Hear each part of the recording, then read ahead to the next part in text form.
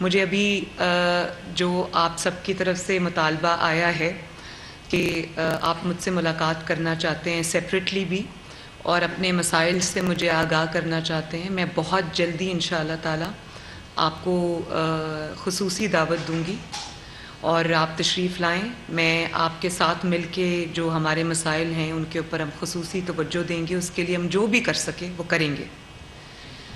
اور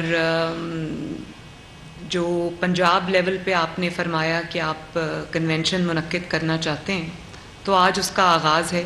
میری آپ سے ایک یہ ابتدائی ملاقات ہے، اور آپ نے کہا کہ دیر سے ٹائم ملا، لیکن ملا دیر سے نہیں ملا۔ مجھے ابھی ذمہ داری سنبھالے ہوئے 3 ماہ بھی نہیں ہوئے، اور درمیان میں 2 مہینے میرے ایسے وزٹس میں لگ گئے جو پنجاب میں اور باقی صوبوں میں تنظیمی جو میرے دورے تھے وہ میں نے مکمل کیے، اور اب میری توجہ جو ہے وہ ساری ونگز کو اسٹرینتھن کرنے میں ہے، ایکٹیو کرنے میں ہے۔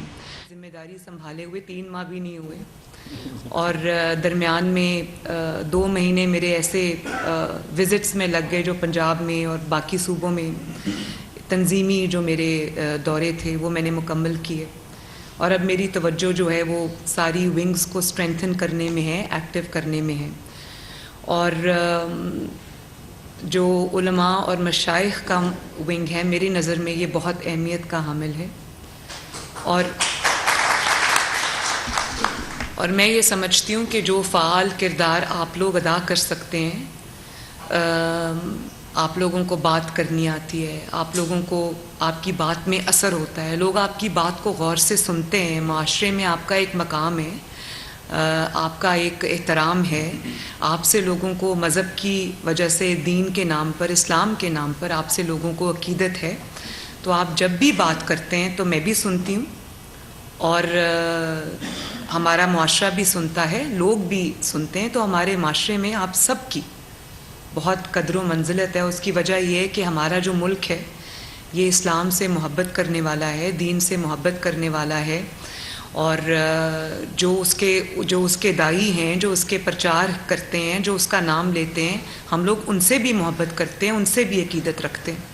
تو میرا خیال ہے کہ اس کے ساتھ ساتھ آپ پہ بڑی ایک بھاری ذمہ داری بھی عائد ہوتی ہے، اور وہ یہ ہے کہ کیونکہ آپ علم رکھنے والے لوگ ہیں، آپ آواز رکھنے والے لوگ ہیں، آپ کی آواز جیسے کہ میں نے پہلے کہا کہ سنی جاتی ہے، تو معاشرے میں اس وقت جس قسم کی تقسیم کا جو ہمارا معاشرہ شکار ہے، جس قسم کی تنزلی کا ہمارا معاشرہ شکار ہے، جس قسم کے حالات اس وقت پاکستان جو ہمارا ملک ہے، ہماری سرزمین ہے، ہماری مٹی ہے، ہماری جائے پناہ ہے، ہم نے اسی مٹی میں واپس جانا ہے، تو اس ملک عظیم کو آج جس قسم کے مسائل کا سامنا ہے، جس قسم کے فتنوں کا سامنا ہے، تو اس کا جو مقابلہ ہے وہ آپ سب کی مدد کے بغیر اور آپ سب کی آواز بلند کیے بغیر ممکن نہیں ہے۔ اور جو مجھے آپ سے مدد کی ضرورت ہے بطور پاکستانی، اب میں مسلم لیگ نون کی بات نہیں کر رہی، میں آپ کے تھرو اور میڈیا چینلز کے تھرو میں تمام علماء، تمام مشائخ، تمام مذہبی عقیدت رکھنے والے جتنے بھی ہمارے مسلک ہیں، جتنے بھی ہمارے جو سیکٹس ہیں، میں سب سے یہ ادب سے گزارش کرنا چاہتی ہوں کہ ملک کو اس وقت آپ کی ضرورت ہے، آپ کے فعال کردار کی ضرورت ہے، لوگوں کو ایجوکیٹ کرنے کی ضرورت ہے، کیونکہ ملک اس وقت ایک ایسے فتنے کی لپیٹ میں ہے جس کو پاکستان کو تباہ کرنے کے لیے لانچ کیا گیا، اور نہ صرف اس نے ملک پر حملہ کیا، ملک کی سالمیت پر حملہ کیا، ملک کے جو ہمارے معاشرے پہ حملہ کیا، ہماری معاشرتی اقدار پہ حملہ کیا، بلکہ جیسے ابھی میرے بھائیوں نے فرمایا کہ انہوں نے ہمارے مذہب پہ حملہ کیا، اور مذہب پہ حملہ، ملک کی سالمیت پہ حملہ، آپ کے معاشرے پہ حملہ، آپ کی جو ملک کے اوپر آپ کے اس کے اوپر حملہ جو ہے، وہ یہ کام کوئی دشمن بھی نہیں کر سکتا۔ تو یہ اب ہمارے پاس ایسے شواہد نہیں ہیں، ہمارے پاس پچھلے کئی سالوں میں اس قسم کے واقعات ہوئے جس میں ہم فورن فنڈنگ سے شروع ہو جائیں کہ فورن فنڈنگ ایسے دشمن ممالک سے اس فتنے کو ہوئی ہے، اور پھر جو سہولت کاری اس کو میسر کی گئی ہے، اس کی جڑوں کو مضبوط کیا گیا ہے، وہ اپنے آپ نہیں ہوا. یہ ایک بہت بڑی سازش ہے پاکستان کے خلاف، جس سازش کا چہرہ یہ فتنہ ہے جس کا نام عمران خان ہے. اور اب اگر مذہب کے اوپر، مذہب سے میں شروع کروں تو میں کسی پہ کوئی مذہبی اٹیک نہیں کرنا چاہتی. مذہب ہم سب کا اللہ تعالیٰ کے درمیان اور ہمارے درمیان ایک معاملہ ہے جس کو میں سیاست کے لیے استعمال نہیں کرنا چاہتی. لیکن جب مذہب کا نام استعمال کر کے کوئی سیاست کرے، سیاست کے لیے کوئی مذہب کا نام استعمال کرے، اس سے بڑا جرم کوئی نہیں. اور پچھلے کئی سالوں میں میں نے دیکھا کہ صرف سیاست کو اپنے حق میں استعمال نہیں کیا گیا، سیاست کو اپنے مخالفین کو پچھاڑنے کے لیے، ان کو تکلیف پہنچانے کے لیے، ان کو ضرر پہنچانے کے لیے مذہب کا استعمال کیا گیا. تو مذہب کا استعمال میں دوبارہ سے دہراتی ہوں، مذہب کا استعمال، دین اسلام کا نام، اس کو استعمال صرف اپنی سیاست کو فروغ دینے کے لیے یا بڑھاوا دینے کے لیے، یا جو معصوم ہمارے ملک کے رہنے والے ہیں، بچے ہیں، خواتین ہیں، لوگ ہیں، ان کو ورغلانے کے لیے استعمال نہیں کیا، اپنے مخالفین کے لیے بھی استعمال کیا. میں اس چیز سے گزر چکی ہوں.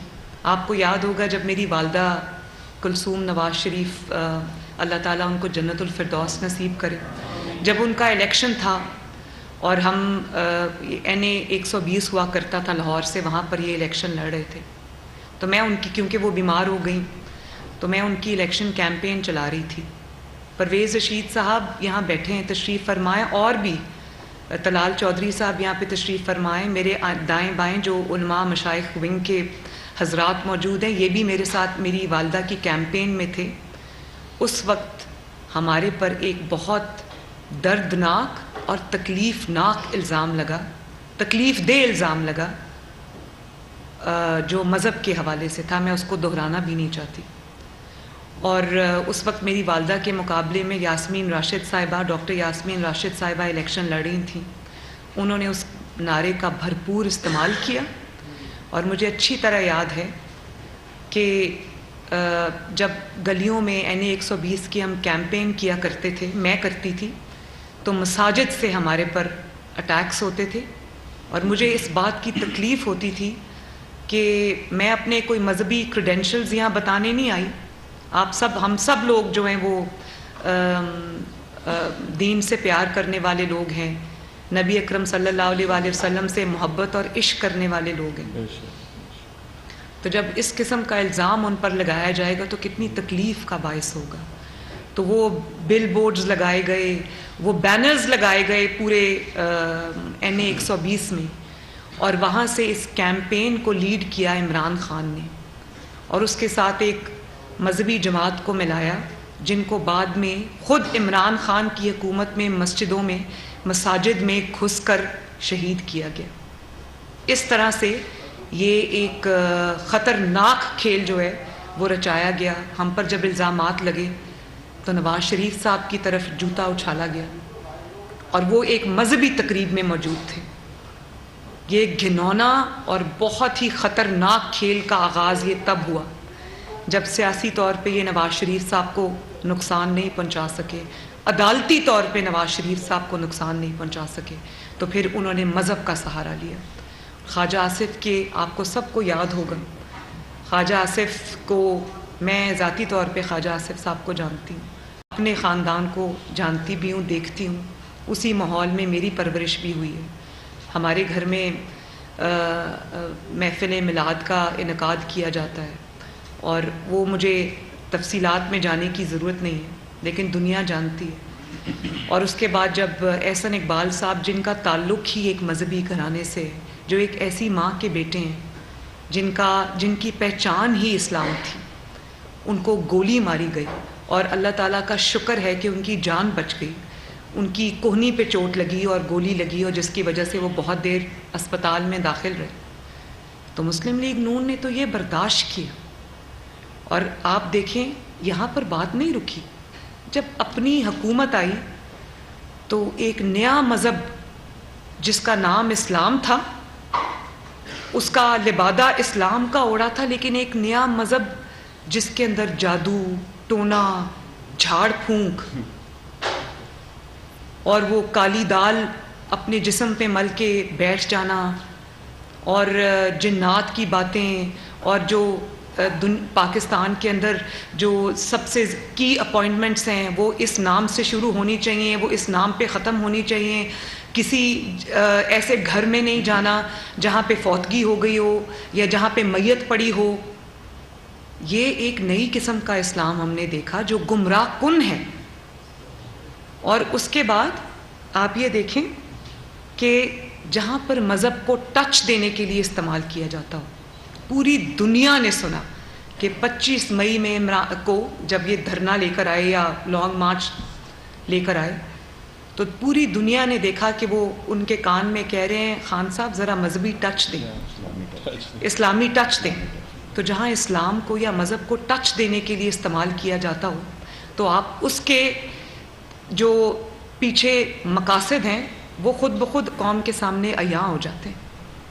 اور پھر شرمناک بات ہے کہ آپ چھوٹے بچوں کی کیا ٹریننگ کریں. وہ پوری دنیا میں ہر کسی نے جو سوشل میڈیا پہ بھی وہ ویڈیو دیکھی جس میں ایک بچہ جو ہے وہ کیا بول رہا ہے. میں اس بچے کو کیا الزام دے سکتی ہوں، لیکن میں اس کے ماں باپ کو ضرور کہوں گی کہ آپ نے بچے کو کسی ایسے انسان کی پرورش میں دے دیا جس کو خود پتہ نہیں ہے، جس کو جب جو بن گیا پرائم منسٹر تو اس کو خاتم النبیین کہنا نہیں آتا، اس کو صلی اللہ علیہ وآلہ وسلم کہنا نہیں آتا، اس کو لا الہ الا اللہ کہنا نہیں آتا. اور جو اس قسم کی، اب مجھے ابھی پتہ چلا کہ جب جے آئی ٹی گئی زمان پاک میں تو وہ کالے بکروں کے حصار میں وہ جے آئی ٹی کو بھی بٹھایا گیا. اور وہ یہ میں اوتھینٹک آپ کو خبر دے رہی ہوں، کالے بکروں کو جب تک وہاں پر جے آئی ٹی موجود رہی وہ کالے بکروں کو وہ گھماتے رہے اس طرح سرکل کے اندر. اور جہاں پر مرغیاں جلائی جاتی ہوں، لوگوں کو کھانے کو سبزی اور دال نہیں ملتی، وہاں پہ چھتوں پہ ٹنوں کے حساب سے مرغیاں جلائی جاتی. اور سمندر کے پاس نہیں جانا، پانی کے قریب رہنا ہے، خشکی سے دور رہنا ہے. یہ اس قسم کی جو اسلام ہے. اور پھر اپنے منہ سے بتا رہے ہیں کہ جس طرح اللہ رب العزت نے نبی پاک صلی اللہ علیہ وسلم کی ٹریننگ کی تھی ایسے اللہ میری ٹریننگ کر رہا ہے. کوئی مسلمان چاہے وہ جتنا بھی نیک ہو، میں نے بہت بہت نیک مسلمان بھی دیکھے ہیں، کسی نے کبھی یہ دعویٰ کیا؟ کوئی عالم دین آپ اٹھا کے لے آئیں، چاہے وہ دنیا کے کوئی سب سے بڑے ایسے ملک سے ہو جہاں پر اسلامی نظام نافذ ہے. عالم دین، وہ جتنا بڑا عالم دین ہوگا وہ اتنا زیادہ جو ہے وہ ہمبل طبیعت کا ہوگا. کبھی کوئی یہ دعویٰ کر سکتا ہے کہ جیسے نبی صلی اللہ علیہ وسلم نے کو اللہ تعالیٰ نے ٹرین کیا تھا ایسے اللہ تعالیٰ مجھے ٹرین کر رہا ہے؟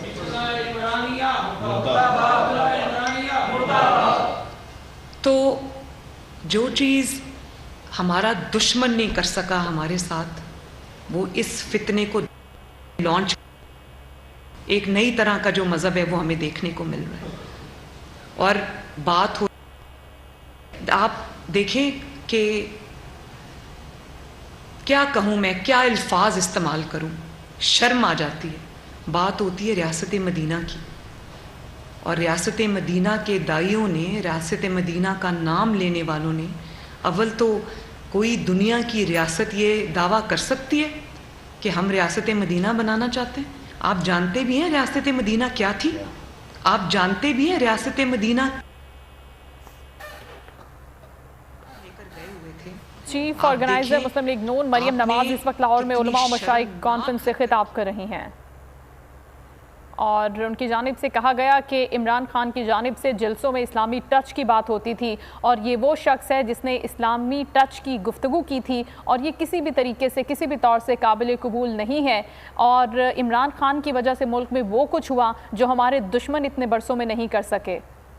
روضہ مبارک کے سامنے کھڑے ہو کے اونچی آواز سے کبھی کوئی درود شریف پڑھا کرتی تھی تو میری والدہ کہتی تھی کہ یہ بھی آہستہ آواز میں پڑھو. نبی صلی اللہ علیہ وآلہ وسلم کی آواز سے اپنی آواز بلند نہیں کرنی، یہ اللہ کا حکم. اور وہاں پہ آپ نے مریم اورنگزیب کو گالی نکالی حرم کے حدود کے اندر، اور وہ ان کے بال کھینچے. اور اس کے بعد آپ کا کیا خیال ہے کہ وہ لوگ کون تھے؟ وہ پلان طریقے سے بھیجے ہوئے لوگ تھے جن کو کہا گیا کہ وہاں جا کر آپ نے یہ کام کرنا ہے. آپ اپنے سیاسی اختلاف میں اتنے آگے بڑھ گئے کہ آپ کو حیا نہیں آئی، کہ آپ کو یہ بھی بھول گیا کہ آپ کس جگہ پہ کھڑے. اس دن سے ان کا زوال شروع ہوا. بے شک اس دن سے ان کا زوال شروع ہوا. بے شک. اور بات صرف یہیں تک ختم نہیں ہوتی کہ آپ کو حیا نہیں آئی، کہ آپ کو یہ بھی بھول گیا کہ آپ کس جگہ پہ کھڑے. اس دن سے ان کا زوال شروع ہوا. بے شک. اس دن سے ان کا زوال شروع ہوا. بے شک. اور بات صرف یہیں تک ختم نہیں ہوتی. جو حضرت عمر فاروق کی مثالیں دیتے تھے، آپ نے کتنی دفعہ عمران خان اور پی ٹی آئی کے منہ سے آپ نے ان کی زبانوں سے حضرت عمر فاروق کی مثال سنی یا نہیں سنی؟ تو حضرت عمر فاروق کی مثال جب آپ دیتے تھے کہ وہ تو اپنی ایک چادر کا بھی حساب دیا، مثال آپ ان کی دیتے تھے، اور جب آپ سے آپ کی چوریوں کا حساب مانگا گیا تو آپ بکھر گئے. آپ نے پورے ملک کو آگ لگا دی. لوگوں کو کہتے رہے کہ اگر آپ نے چوری نہیں کی تو تلاشی کیوں نہیں دیتے. لوگوں نے تو اپنے تین نسلوں کی تلاشی دی اور اللہ تعالیٰ کے فضل و کرم سے کلیئر ہو کے باہر آئے. سب سے پہلے تو انسان یہ سوچے کہ ہمارے دین کے اندر جھوٹ اور بہتان کی کتنی بڑی سزا ہے. یہ تو اکیلا میں یہ آپ کو آج دعوے سے کہہ سکتی ہوں، اس کے باقی سارے گناہ آپ ایک طرف رکھ دیں. اگر یہ جو نواز شریف صاحب پر اوروں پر جو جھوٹے الزام اس نے چوری کے ڈاکے کے لگائے، یہ تو اکیلا انہی کا حساب نہیں دے سکتا. آج تک ایک ثبوت یہ پیش نہیں کر سکے، اور الحمدللہ میں بھی باعزت بری ہوئی ہوں. لیکن جو آپ نے جھوٹے الزام لگائے اس کا حساب کون دے گا؟ جو آپ کے انتقام اور جھوٹے الزامات کی وجہ سے، آپ کے ظلم کی وجہ سے جن لوگوں نے اپنی ناموشی بھی برداشت کی، جن شرفاء نے، جن اچھے خاندانوں سے تعلق رکھنے والوں نے اپنی بے عزتی بھی برداشت کی، اور جیلوں کے ڈیتھ سیلز کے سزائے موت کی چکیوں میں جو لوگ رہ کر آئے، جنہوں نے تضحیک برداشت کی، جنہوں نے تذلیل برداشت کی، تو آسمان کا نظام آج حرکت میں آیا. ظلم کا جواب، اگر ظلم کا حساب میں نہیں لوں گی، میں انتقام میں یقین نہیں رکھتی. لیکن جو آسمان کا نظام، اللہ تعالیٰ کا نظام، قدرت کا نظام، جس کو مکافات عمل کہتے ہیں، آج آپ دیکھ رہے ہیں کہ پوری دنیا میں دنیا دیکھ رہی ہے کہ یہ کسی انتقام کا شکار نہیں ہوئے، کسی ظلم کا شکار نہیں ہوئے، کسی نے ان کے اوپر جھوٹے مقدمے نہیں بنائے. سب مقدمے ان پر سچے ہیں. اور اس کا ثبوت یہ ہے کہ جب آپ کو کوئی عدالت بلاتی ہے کہ آؤ اپنے الزامات کا جواب دو، یہ جاتے ہی نہیں، یہ دوڑ جاتے ہیں. یہی اس بات کا ثبوت ہے. جو سچا ہوتا ہے وہ نواز شریف صاحب کی طرح سینہ تان کے ڈٹ کے عدالت میں پیش ہوتا ہے، بیٹی کا ہاتھ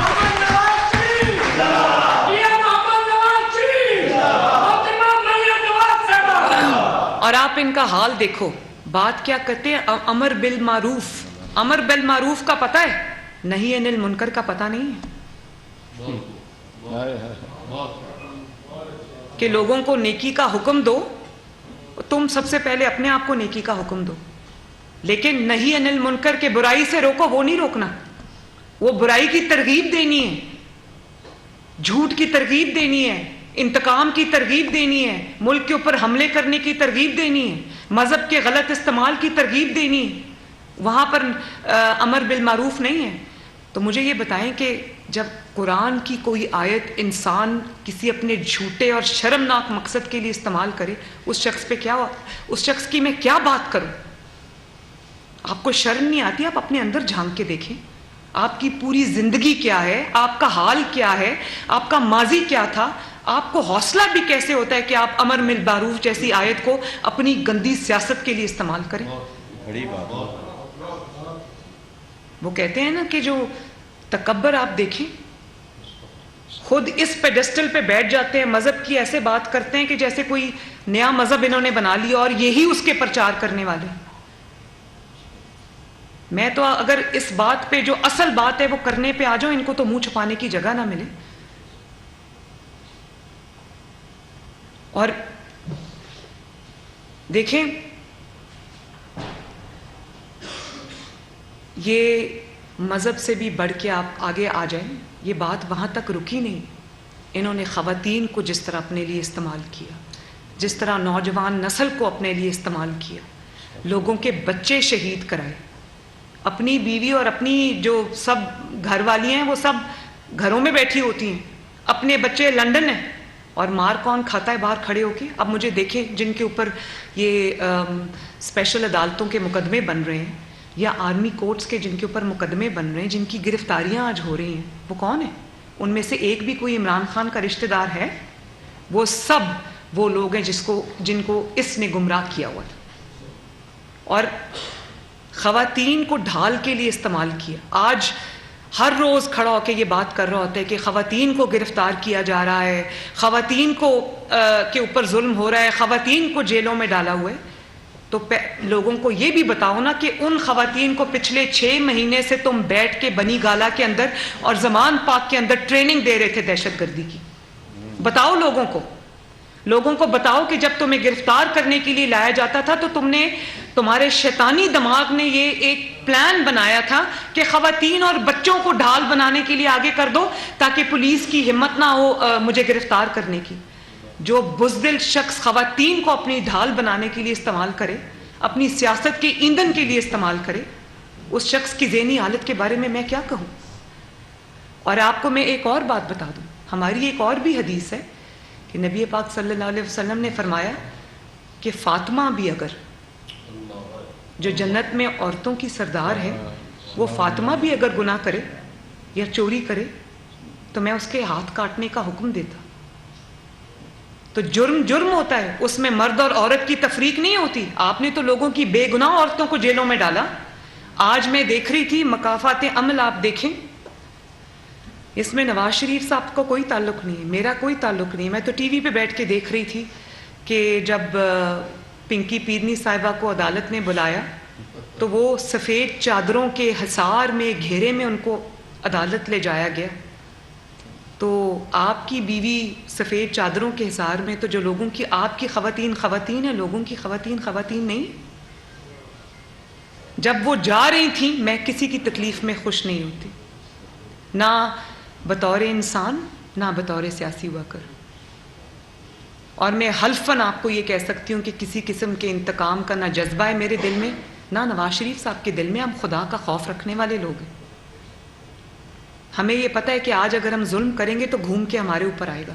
جو آج ان کے ساتھ ہو رہا ہے وہ میں نہیں چاہتی، وہ کہتے ہیں نا کہ ظفر آدمی اس کو نہ جانیے گا، ہو وہ کتنا ہی صاحب فہم و ذکا، جسے عیش میں یاد خدا نہ رہی، جسے تیش میں خوف خدا نہ رہی۔ جب یہ عیش اور تیش میں تھے، ان کو خوف خدا نہیں تھا۔ انہوں نے سوچا، انہوں نے 12 سال کا پلان بنایا تھا، انہوں نے سوچا لوگوں کی بیٹیوں کو پکڑو، بہوؤں کو پکڑو، بہنوں کو پکڑو، لوگوں کو جیلوں میں ڈالو، زندانوں میں ڈالو، زمین پہ سلاؤ۔ کیا فرق پڑتا ہے میں 12 سال 14 سال 15 سال، اب مجھے کوئی نہیں ہٹا سکتا، کیونکہ جنرل باجوہ میرے ساتھ ہے، جنرل فیض میرے ساتھ ہے، عمر عطا بندیال میرے ساتھ ہے، ثاقب نثار میرے ساتھ ہے۔ تو یہ بھول گئے اس وقت کہ ایک نظام اوپر بھی ہے، بے شک، اور اللہ تعالیٰ سے کوئی چیز چھپی بھی نہیں ہے، وہ اپنے وقت پہ حرکت میں آتا ہے۔ تو آج جو کچھ بھی اس کے ساتھ ہو رہا ہے وہ مکافات عمل ہے۔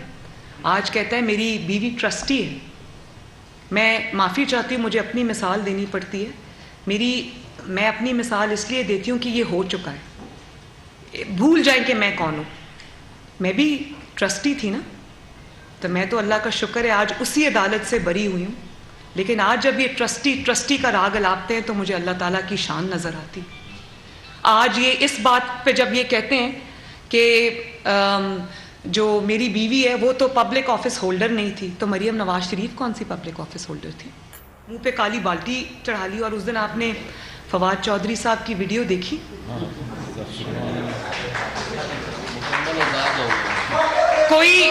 کوئی جا کے اسٹریچر پہ لیٹ جاتا ہے، کوئی آکسیجن ماسک لگا لیتا ہے، کوئی ایمبولینس میں جا کے بیٹھ جاتا ہے. اور میں تو اس دن حیران ہو گئی تھا کہ عدالت نے ضمانت دی ہے ایک اور چور کو. پھر میں نے سوچا ضمانت نہ ملی ہوتی تو دنیا دیکھتی کہ آج کس طرح سے وہ بھاگ کے عدالت کے اندر جا کے چھپ گئے اور ہکلاتے ہوئے، زبان باہر آئی ہوئی اور برا حال ان کا، پانی کی ضرورت پڑ گئی.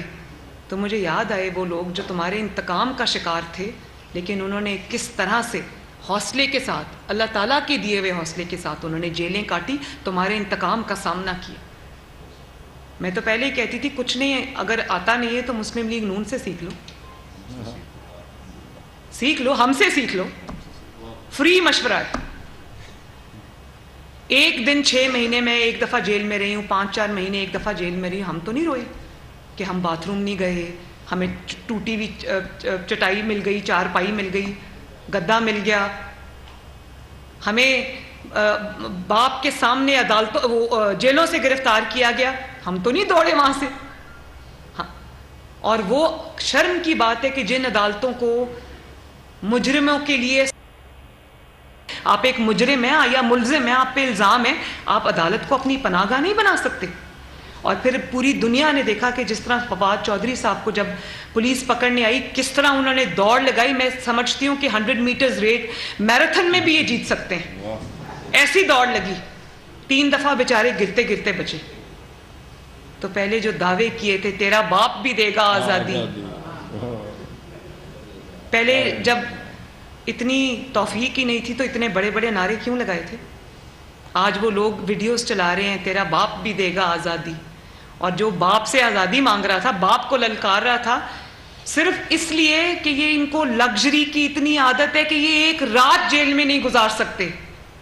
بھائی جب یہاں پر آپ کو یہاں پر سچائی ہو، دل میں سچائی ہو، آپ کے جذبے میں سچائی ہو، آپ کی تحریک میں سچائی ہو، آپ کی جو آئیڈیالوجی ہے اس میں سچائی ہو، تو اس کے لیے تو لوگ پھانسی کے پھندوں پہ جھول جاتے ہیں اور شکوے کا ایک لفظ منہ سے نہیں نکالتے.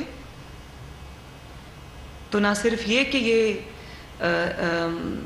یہ اللہ تعالیٰ کی گرفت میں آئے ہیں، مکافات عمل کا شکار ہوئے، یہ بری طرح ایکسپوز ہوئے. لوگوں کی جب بچوں کی جانیں اتنی سستی ہیں. پھر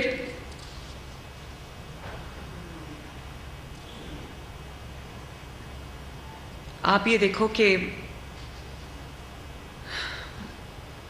اسلام کیا کہتا ہے منصفوں کے بارے میں. ایک حدیث ہے نا جس میں 3 طرح کے ججز کے بارے میں بتایا ہوا ہے کہ اگر 3 طرح کے ججز کو ڈیفائن کر دیا گیا، ڈسکرائب کر دیا گیا ہے اس حدیث مبارکہ میں، تو آپ آج دیکھیں اسلام کیا کہتا ہے ان منصفوں کے بارے میں. وہاں سے گرفتار نہیں کرنا چاہیے تھا، عدالت کے احاطے سے گرفتار نہیں کرنا چاہیے تھا. تو میں پوچھنا چاہتی ہوں کہ جب زمان پاک میں پولیس گرفتار کرنے گئی تو وہاں پر پیٹرول بم سے حملہ کیا جاتا ہے پولیس کے اوپر، ان کے سر توڑے جاتے ہیں، ان کی آنکھیں پھوڑی جاتی ہیں، پولیس والوں کے ڈھیر لگ گئے وہاں پر زمان پاک میں جہاں پہ ایک اکیلی خاتون تھی. پتہ نہیں جنات نے حملہ کیا ہوگا پھر جہاں اکیلی خاتون تھی. تو جنات ہی کر سکتے ہیں، پھر انسان اگر آپ کہتے ہیں وہاں نہیں تھا تو اندر سے حملہ کس نے کیا؟ پوری دنیا نے دیکھا کہ جب کورٹ کا آرڈر لے کے پولیس وہاں گئی، وہاں پہ پولیس کے اوپر حملے ہوئے. وہاں سے گرفتار نہیں کر سکے، کورٹ سے آپ گرفتار نہیں کر سکتے، تو پھر شالامار گارڈن آپ کو لے کے جاتے ہیں. وہاں پر ایک سوال نہیں پوچھا جس کے لیے انہوں نے اتنے جھوٹ بولے. آج کہتا ہے کہ وہ کیبنٹ کی اپروول تھی. کیبنٹ کے لوگ آن ریکارڈ ہیں، ٹی وی انٹرویوز میں کہتے رہے ہم سے کوئی اپروول نہیں لی، ہمیں ایک بند لفافہ دکھایا تھا اور کہا تھا اس کو اپروو کر دو. ان کو بھی نہیں پتا تھا اس میں کیا ہے، کیونکہ اپنے ایک پراپرٹی ٹائکون کو آپ نے فیور کرنی تھی. تو جو ٹیکس پیئر کا پیسہ برطانیہ کی نیشنل کرائم ایجنسی نے 60 अरब रुपया पकड़ के पाकिस्तान को दिया, वो उन्होंने अपने दोस्त की जेब में डाल दिया। और सिर्फ दोस्त को फेवर नहीं किया, पता नहीं उसके बदले क्या क्या लिया। 450 कनाल जिस पे अल कादर यूनिवर्सिटी ट्रस्ट बना, जिसको आज कहते हैं ट्रस्ट है, वो ट्रस्ट वजूद में कैसे आया ये तो बता दो। 450 कनाल रिश्वत में ली, और उसी आदमी से ली पिंकी पीरनी ने, जिससे वो पहले 5 कैरेट हीरे की अंगूठी ले चुकी हुई। इतनी पर्दादार खातून है और इतनी गैर सियासी खातून है कि जब पकड़ने जाती है पुलिस या कानून का शिकंजा तंग होने लगता है, उस वक्त वो गैर सियासी बन जाती है। लेकिन जब रिश्वतें लेनी होती हैं, फाइलों पे दस्तखत कराने होते हैं, उस वक्त वो गैंग की सरबराह बनी होती है। ये नहीं बताते लोगों को। और आप देखें कि कहते हैं कि वो तो यूनिवर्सिटी थी, वो ट्रस्ट था, तो भाई वो ट्रस्ट में वो रूहानियात की तालीम के लिए माइक ओपन है ये, तो वहाँ पढ़ भी शायद जिन्नात ही रहे जो नज़र नहीं आते। सुना है 30-40 स्टूडेंट्स हैं, वो यूनिवर्सिटी आज तक किसी ने देखी नहीं। और वो 450 कनाल जो ज़मीन है वो अरबों रुपए मालियत की है, जिसको बतौर रिश्वत इसको दिया गया रूहानियात की तालीम के लिए, जहाँ ये तालीम दी जाएगी कि चिल्ले कैसे काटने हैं, मुखालिफ को कैसे ज़ेर करना है, DGISI की अपॉइंटमेंट कैसे रोकनी है और पिछले वाले को कैसे और ज़्यादा एक्सटेंशन देनी है। तो ये मैं तो हैरान हूँ इन चीज़ों के ऊपर। और फिर आप देखिए अदालतों ने किस तरह से, आज बड़ी बात हो रही है कि मिलिट्री कोर्ट्स में ट्रायल नहीं होना चाहिए। मैं बिल्कुल इस चीज़ की हामी हूँ कि किसी भी ऐसे शख्स को जो सिविलियन हो उसको सिविलियन कोर्ट्स में ही जाना चाहिए। लेकिन सिविलियन कोर्ट्स का आप हाल तो देख लें, से में नहीं आई। मुझे आज कोई सियासी जमात बता दें जिसने वो काम किया हो जो 9 मई को इमरान खान ने किए। कोई मिसाल है पिछले 76 सालों में? अगर है तो बताएं, कोई मिसाल है तो मुझे बताएं। जब नवाज शरीफ साहब ने PDM के पहले जलसे जो गुजरांवाला में हुआ था, वो बहुत बड़ा जलसा था, समंदर था लोगों का। नवाज शरीफ साहब ने कहा, क्या कहा, इस्टेब्लिशमेंट को कि 2 अफराद के नाम लिए, जनरल बाजवा साहब कहा और जनरल फैज़ साहब कहा, और कहा कि ये जो आज हो रहा है मुल्क में, जो महंगाई है, जो लाकानूनियत है और जिस किस्म के हो रहे हैं, ये इसके जिम्मेदार आप हैं। इस सौगात को इमरान खान को जहाँ से लाए हैं वहीं ले जाएं। ये तो नहीं कहा है नवाज शरीफ साहब ने कि मेरे आगे एक जम्मे गफीर खड़ा है, चलो अपने सरों पर PTI के या PMLN के झंडे बांधो और कोर कमांडर के घर के ऊपर जाके हमला कर लो। बल्कि नवाज शरीफ साहब ने कहा कि ये 2 लोग अलग हैं, बाकी फ़ौज अलग है। मैं पाकिस्तान के अफवाज को, उनके सिपाहियों को, उनके ऑफिसर्स को जो आइन और कानून पर यकीन रखते हैं और मुल्क की हिफाजत के लिए जाने देते हैं, जंगें लड़ते हैं, कोशिश करते हैं, मैं उनको सलूट करता हूँ। और यहाँ पे क्या हुआ, ये जजों का, उमर अता बंदयाल साहब का जो लाडला है, उसको अगर सज़ा मिल जाती, ज़मान पाक में जब पुलिस गई थी और वहाँ से हमले हुए